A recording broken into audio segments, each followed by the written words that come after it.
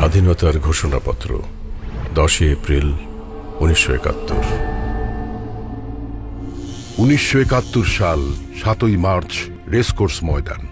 বাঙালি জাতির অবিসংবাদিত নেতা বঙ্গবন্ধু শেখ মুজিবুর রহমান ঘোষণা করলেন, এবারে সংগ্রাম আমাদের মুক্তির সংগ্রাম, এবারে সংগ্রাম স্বাধীনতার সংগ্রাম।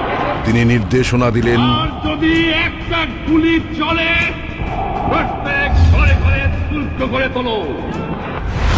25শে মার্চ ভয়াল কালরাত্রি। বর্বর পাকিস্তানি হানাদার বাহিনী নিরীহ নিরস্ত্র বাঙালির ওপর হায়নার মতো ঝাঁপিয়ে পড়ল।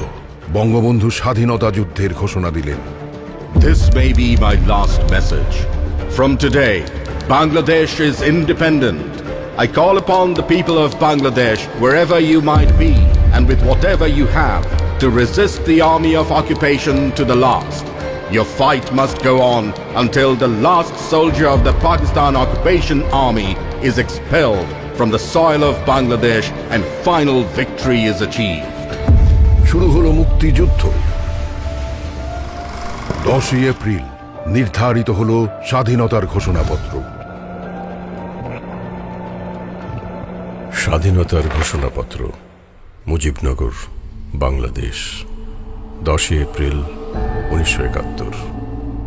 1971 সালের 25শে মার্চ রাত 11:30টায় বঙ্গবন্ধু শেখ মুজিবুর রহমানের স্বাধীনতা যুদ্ধ ঘোষণার পরিপ্রেক্ষিতেই 1971 সালের 17ই এপ্রিল মুজিবনগরে বাংলাদেশের স্বাধীনতা ঘোষণা করা হয়।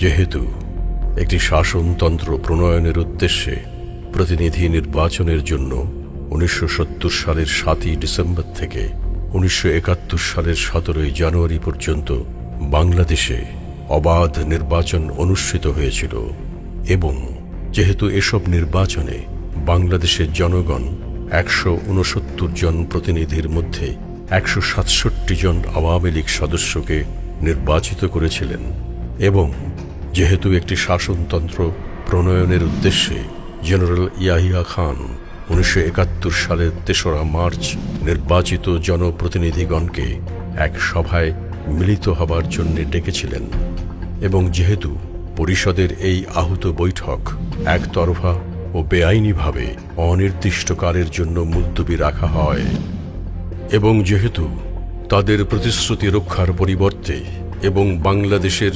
জনপ্রতিনিধিদের সাথে আলোচনারত অবস্থায় থেকেও পাকিস্তান কর্তৃপক্ষ এক অন্যায় ও প্রতারণাপূর্ণ যুদ্ধ শুরু করে এবং যেহেতু এরূপ প্রতারণাপূর্ণ ব্যবহারের বাস্তব অবস্থা ও পরিস্থিতিতে বাংলাদেশের 7.5 কোটি মানুষের অবিসংবাদিত নেতা বঙ্গবন্ধু শেখ মুজিবুর রহমান বাংলাদেশের জনগণের আত্মনিয়ন্ত্রণাধিকারের ন্যায়সঙ্গত দাবি পূরণের মাধ্যমে 1971 সালের 26শে মার্চ ঢাকায় স্বাধীনতার এক ঘোষণা দান করেন এবং বাংলাদেশের মর্যাদা ও সংহতি রক্ষার জন্য বাংলাদেশের জনগণের প্রতি আবেদন জানান এবং যেহেতু একটি নৃশংস ও বর্বর যুদ্ধ পরিচালনায় মেতে পাকিস্তানি কর্তৃপক্ষ অন্যান্যদের সাথে বাংলাদেশের বেসামরিক ও নিরস্ত্র মানুষের ওপর অগণিত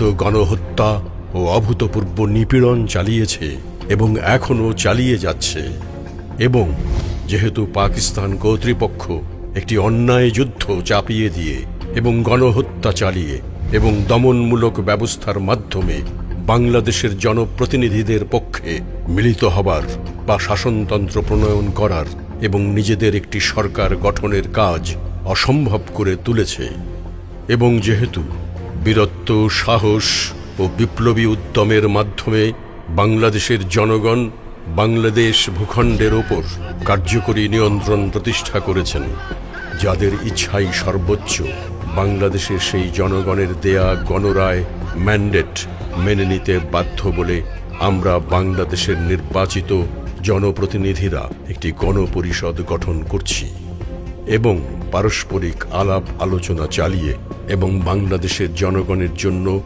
সাম্য, মানবিক মর্যাদা ও সামাজিক ন্যায় বিচারের নিশ্চয়তা বিধানের জন্য বাংলাদেশকে একটি সার্বভৌম গণপ্রজাতন্ত্র হিসাবে গঠন ও ঘোষণা করছি এবং এর মাধ্যমে বঙ্গবন্ধু শেখ মুজিবুর রহমানের স্বাধীনতা ঘোষণার প্রতি অনুসমর্থন দান করছি এবং সুনিশ্চিতভাবে ঘোষণা করছি ও অঙ্গীকার নিচ্ছি যে একটি শাসনতন্ত্র প্রণীত না হওয়া পর্যন্ত বঙ্গবন্ধু শেখ মুজিবুর রহমানই থাকবেন এই প্রজাতন্ত্রের রাষ্ট্রপতি এবং সৈয়দ নজরুল ইসলাম থাকবেন উপরাষ্ট্রপতি এবং রাষ্ট্রপতি প্রজাতন্ত্রের যাবতীয় সশস্ত্র বাহিনীর সর্বাধিনায়ক হবেন। ক্ষমা মঞ্জুর করা সহ প্রজাতন্ত্রের সর্ববিধ প্রশাসনিক ও আইন প্রণয়নকারী ক্ষমতাসমূহ প্রয়োগ করবেন তাঁর হাতে একজন প্রধানমন্ত্রী এবং তার বিবেচনা অনুযায়ী প্রয়োজনীয় অন্যান্য মন্ত্রী নিয়োগের ক্ষমতা থাকবে। ট্যাক্স ধার্য করার ও অর্থ ব্যয়ের ক্ষমতা থাকবে। গণপরিষদ ডাকার ও ভেঙে দেওয়ার ক্ষমতা থাকবে।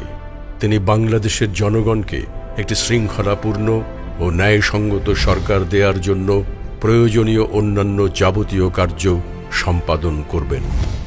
আমরা বাংলাদেশের জনগণের নির্বাচিত প্রতিনিধিরা আরও অঙ্গীকার করছি যে কোনো অবস্থায় রাষ্ট্রপতি না থাকলে অথবা রাষ্ট্রপতি তাঁর কার্যভার গ্রহণে অসমর্থ হলে বা যে কোনো কারণে রাষ্ট্রপতি তাঁর ক্ষমতা প্রয়োগ করতে না পারলে রাষ্ট্রপতির ওপর ন্যস্ত সমস্ত ক্ষমতা, কর্তব্য ও দায়িত্ব উপরাষ্ট্রপতির উপর বর্তাবে এবং তিনি তা প্রয়োগ করবেন।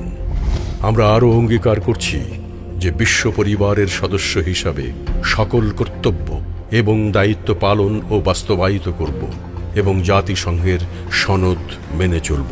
আমরা আরও ঘোষণা করছি যে স্বাধীনতার এই ঘোষণাপত্র 1971 সালের 26শে মার্চ থেকে কার্যকরী হয়েছে বলে গণ্য করা হবে। আমরা আরও ঘোষণা করছি যে এই দলিলটি কার্যকরী করার উদ্দেশ্যে অধ্যাপক ইউসুফ আলীকে যথাযথভাবে রাষ্ট্রীয় কার্য পরিচালনার ভারপ্রাপ্ত ব্যক্তিরূপে নিয়োগ করা এবং রাষ্ট্রপতি ও উপরাষ্ট্রপতির কার্যভার গ্রহণের শপথ অনুষ্ঠানের কাজ পরিচালনার দায়িত্ব অর্পণ করা হলো। বাংলাদেশের অস্থায়ী সরকার গঠনের চূড়ান্ত সিদ্ধান্ত 1971 সালের 10ই এপ্রিল তারিখে গ্রহণ করা হয় এবং 1971 সালের 17ই এপ্রিল এক গণসমাবেশে এই সম্পর্কে আনুষ্ঠানিক ঘোষণা প্রকাশ করা হয়। এই ঘোষণাপত্রের ভিত্তিতেই 9 মাসের রক্তক্ষয়ী সংগ্রামের মধ্য দিয়ে বাঙালি জাতি স্বাধীনতার লাল সূর্যকে ছিনিয়ে আনে। বাংলাদেশ নামক স্বাধীন একটি রাষ্ট্রের অভ্যুদয় ঘটে বিশ্ব মানচিত্রে। স্বাধীনতার যেই স্বপ্ন বাঙালির চোখে এঁকে দিয়েছিলেন হাজার বছরের শ্রেষ্ঠ বাঙালি, জাতির পিতা বঙ্গবন্ধু শেখ মুজিবুর রহমান।